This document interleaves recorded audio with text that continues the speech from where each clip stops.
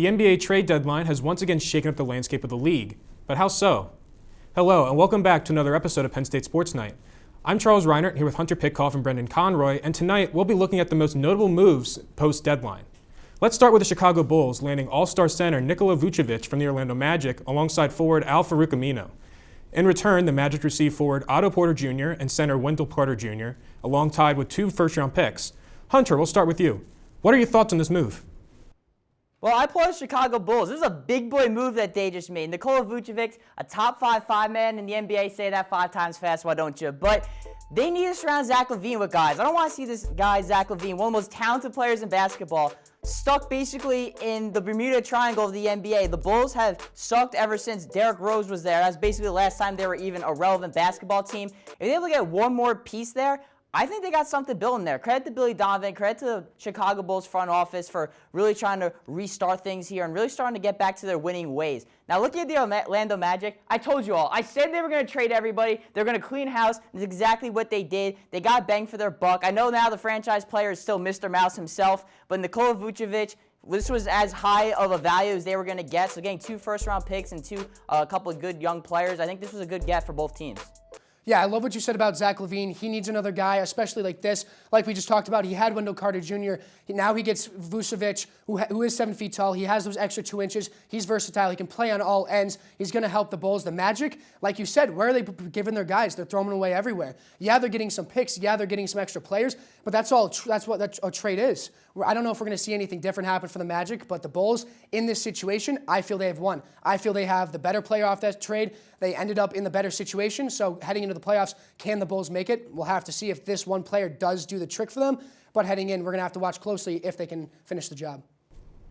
It's no secret that big-time deals such as the Magic Bulls trade got us all rushing to Twitter, but there are a lot of other trades that flew under the radar this past week. Brendan, what's the trade you feel like isn't getting enough attention? I'll tell you, Charles, I'm glad you asked. This guy right here, Victor Oladipo, I love this guy. I liked him when he was on the Pacers. I liked him in his 2018 Most Improved Player year. He's a fun guy to watch. People sleep on him. I will say, he was the 2nd overall pick in the 2013 draft, only behind Anthony Bennett, who we don't hear his name anymore. So coming from a guy of this size, he's a little small, but he's going to fit in with exactly what the Heat need. They have a tall Jimmy Butler. They have a tall Tyler Hero. They have Bam Adebayo, who's well over 6 feet tall. Bringing in a guy of this size, he'll be able to handle the ball. He'll be able to shoot the ball. He knows what he's doing. Like I said, Most Improved Player. He has the experience. He's gotten better and better. Although he's a veteran, he's in his 8th season, he's going to only help these Heat. The Heat only had to give up Avery Bradley and Kelly Olynyk, who, although you may think that was a bad trade to do, Oladipo is on fire. He was hot on the Rockets. He's ready to go, and he will help the Heat hopefully make another appearance in the finals this season. Well, if it wasn't for Nikola Vucevic, this is the trade we'd be talking about, Victor Oladipo to the Miami Heat. And he apparently wants to be in South Beach, so I think they're going to sign him long-term too, and he'll be there for the future, build around their already, some of those top guys they already have there. But the trade I'm going to look at is Rajon Rondo back to La La Land. The LA Clippers, though, this time, he was a big reason the Lakers won a championship, big reason why the Celtics won a championship and why they're good. He's a dog. He gets guys better. He's a leader, a motivator. He's great with young players, but this is a team ready to win now. I didn't think he was a great fit in Atlanta, but an awesome fit with the Clippers. And they gave up Lou Williams. It's crazy. A year from now, if this trade happened, we think that the Clippers are nuts. But Lou Williams has fallen off. He was contemplating retirement. Now he's back in Atlanta where he's from. At the very least, he'll be great for local business, supporting those restaurants and the entertainment industry, getting some lemon pepper wings, if you will. So, he can kind of go off into the sunset there. But look at the Clippers. This is a big boy move they made. Hunter, let's go to the opposite end of the spectrum here. Some moves made over the deadline are controversial to say the least. What deadline deal do you think is the most overrated? Okay, so hear me out here. Gary Trent Jr. got traded in his 3rd season, 41 games into the season, from the Portland Trailblazers to the Toronto Raptors. Gary Trent Sr., the same thing happened to him 23 years ago in 1998. The story sometimes just writes itself, Brendan, but I did not like this trade at all, if I'm being completely real, for Portland. Norman Powell is a great player. I like him a lot. A big reason why the Raptors were able to win a championship and has had a career year. But he is 5 years older than Gary Trent Jr. And Gary Trent Jr. was an absolute stud in the bubble and had by far his best season this year at only 22 years old. I'm turning 22 years old today. We're like the same age, basically. So I don't understand why they made this move. I think he's a really good young player, and when you have young players like that, giving them away for a short-term answer, I just don't buy it. Yeah, definitely. And coming from a guy who spent lots and lots of time at the TD Garden and in Boston, This trade that the Celtics made, it just does not sit right with me. I just have one question. What is we doing? Why are we putting a guy like Evan Fournier on our team? We have Jason Tatum. We have Jaylen Brown. We have a small forward and a shooting guard. We don't need another guy. Obviously, a 19.7 point per game guy on our team isn't necessarily a bad thing. But with that being said, the Celtics are sitting at 500 on the season. What I'm thinking is Danny Ainge just wanted to do something.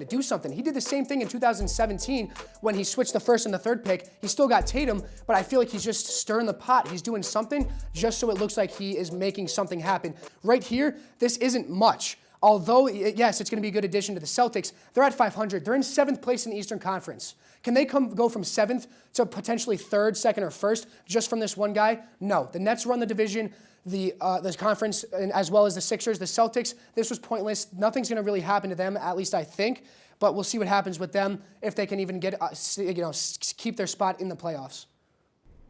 Two of the biggest stories to come out from this past week were the Brooklyn Nets buying out LaMarcus Aldridge's contract from the San Antonio Spurs and the Los Angeles Lakers doing the same with Andre Drummond's contract with the Cleveland Cavaliers. Brendan, which buyout was a better get for these teams and why? I got to be honest, I honestly think both teams won in this situation, and I have reasons for both. Andre Drummond, he's coming on to a Lakers team, the reigning champions. They don't have LeBron. They don't have AD. They need height. They need rebounders. What is this guy going to do? He's going to rebound. He has 13.4 rebounds per game when he was on the Cavs. Now coming to the Lakers, the one team that needs him more than anything if they want to stay in the contention for the playoffs. He's going to be a great fit. If AD and LeBron potentially come back, they'll just have another big man. If they need to run with two forwards and 3 big men, they will. This is definitely nothing bad, especially, like I said, with those 2 injuries. This can only help the Lakers. Now, LaMarcus Aldridge on the other side, I love this. I love seeing him join a team like the Nets. I love super teams. I've always loved them. I liked it when I was with the Bulls or even the 15-16 Warriors. I love seeing teams like this. I know people are going to think, oh, he's washed up, he's old, just because he's a veteran. He's still putting up 13.7 points per game. That may not seem like a lot, but when you have guys like Kyrie, KD, Harden at your 1, 2, and 3, not to mention Blake Griffin, who just got added, he is in such a good position right now. They're just having fun with it. And the question that I keep asking myself is, are these Nets the new and improved Monstars like we're used to seeing in Space Jam?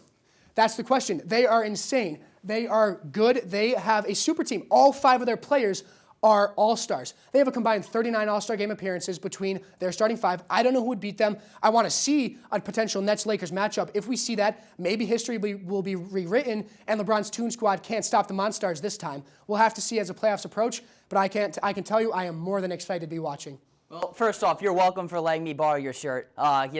I'm trying to help you out, Brendan, any way I can. But come on, LaMarcus Aldridge, this dude's old. He can't move. He's slow. He doesn't play defense. He's having the worst year of his career. They already have Blake Griffin there. I don't understand this signing. The rich keep getting richer. I think it's a whole lot of hoopla if you ask me. But Andre Drummond, that's a big boy get for the Lakers. They didn't really even need a center. They got Gasol. They got Montrezl Harrell. But without Anthony Davis, they are missing like a really dominant low post presence. Like you said, this is a rebound machine. He's averaging almost 14 rebounds per game in his entire career, and he's been in the league since 2012. Andre Drummond brings an interior presence. I think he also complements Anthony Davis really well because Anthony Davis is naturally a 4 to begin with. I think this was a great get for the Lakers. I'm not as sold on LaMarcus Aldridge, if I'm being honest. The deals have been made, and there's a lot of basketball left to play. It's going to be a lot of fun to watch this all unfold, and I can't wait to see how everything turns out. That'll bring us to the end of our NBA Sports Talk tonight. Thank you for watching Penn State Sports Night. For Hunter Pitcoff and Brendan Conroy, I'm Charles Reinert, and have a wonderful evening. Thank you for watching this edition of Penn State Sports Night. If you're a fan of our content, please be sure to subscribe to our YouTube channel for more clips. Also, follow us on Twitter at PSSN TV and on Instagram at PSU Sports Night to keep up with all the action. For all my colleagues, we are Penn State Sports Night.